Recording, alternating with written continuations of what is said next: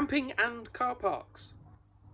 So this year, you will still be able to bring your car onto site to pitch, but we will ask you to park in an allocated parking space close to your pitch. Now, when I say close, it might be 2 meters, it might be 50 meters, it might be 100 meters. It won't be more than a 30-second to a minute walk.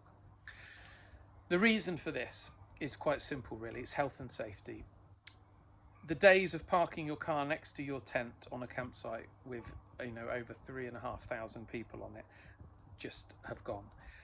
We've had a number of near misses over the years. Imagine somebody climbing into their car at night on a wet and windy night, not turning their lights on properly. Perhaps they've had a drink and they decide they're going to move their car, and then imagine them sliding into a tent. Pretty horrific, hey?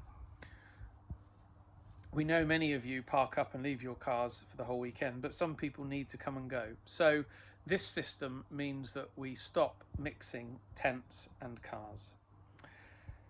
So you can still bring your car on, which is unusual for most festivals. Most festivals ask you to park in a car park and then trudge maybe a mile to a campsite where you just have to fight for a space and grab what you can. Our campsites will be very ordered. Allocated spaces for parking and then allocated pitches. You'll get to choose which area of the campsite you want to go on, and then you'll be allocated a pitch.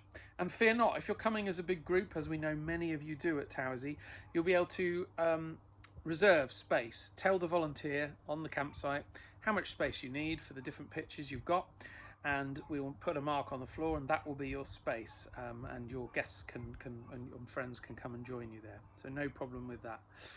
So again, please work with us on this one. It's really important for the future of the festival that we make this work.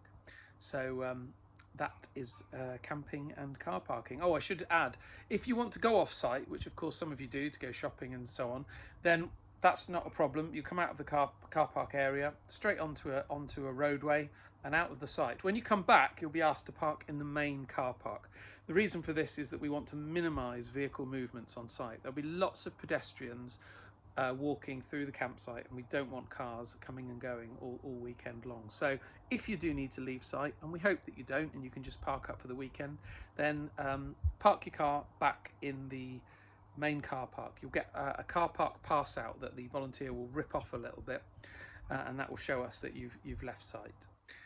Simple, eh? Hopefully it'll work, and it'll make for a much more pleasant campsite.